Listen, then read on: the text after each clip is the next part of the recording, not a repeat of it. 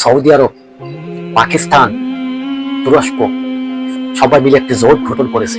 কি জোট? এই হরমুজ প্রণালী থেকে, মানে পুরো আরব দেশের ভিতরে যাতে সৌদি আরব, পাকিস্তান, এই তুরস্ক তাদের উপর যাতে কোনো হামলা চালাইতে না পারে কোনো রাষ্ট্র, বিশেষ করে যারা যারা আমেরিকার পাওসাত্য তারা তারাকে কেটে পড়ছে।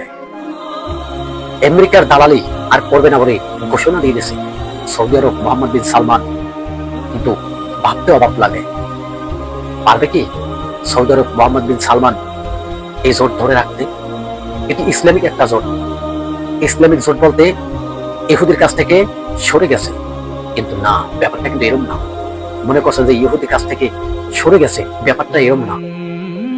এই জোটে ইঙ্গিত দিতে আছে ইরানের উপরে না জানি আবার ভয়াবহ হামলা চালিয়ে বসে আমেরিকা।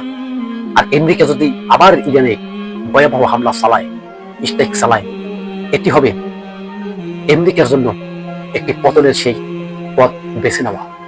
এটি ভাই, ইরানের প্রেসিডেন্ট মোস্তফা খামেনি শুরু থেকেই কিন্তু আমেরিকাকে বারবার সতর্ক করছে, আমেরিকা থাকবে না, এই আরব রাষ্ট্রের ভিতরে কোনো আমেরিকান ঘাঁটি থাকতে পারবে না।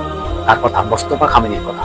আর এই মোস্তফা খামেনি এমন ভাবে কড়াভাবে আমেরিকাকে, ইসরায়েলকে পিটে নিতেছে, তা তো আপনারা সোশ্যাল মিডিয়া দেখছেন। আমার কিছু বিস্তারিত ভেঙে বলা হবে না, বলা লাগবে না। মার্কিন বাহিনীরা নিজের জীবন বাঁচানোর জন্য আত্মরক্ষা করছে এবং হোটেলের ভিতরে পালাইছে, সেখানে ইরানের মিসাইল দিয়ে হামলা করছে। ভাবুন তো, এটি কেমন মিসাইল তৈরি করল ইরান, যে মিসাইলে ইহুদিদেরকে খুঁজে খুঁজে খুঁজে খুঁজে ধ্বংসত্ব চালাইছে। ভিডিওটা শেয়ার করে, ভিডিওটা লাইক কমেন্ট করে জানিয়ে দেন। এই একটা কমেন্টের মাধ্যমে আমরা বুঝতে পারি যে আপনি আসলে কোথা থেকে বলছেন।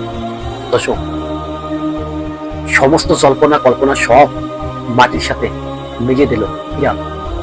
ইরান এখন বিশ্বের সুপার পাওয়ার হতে চলেছে।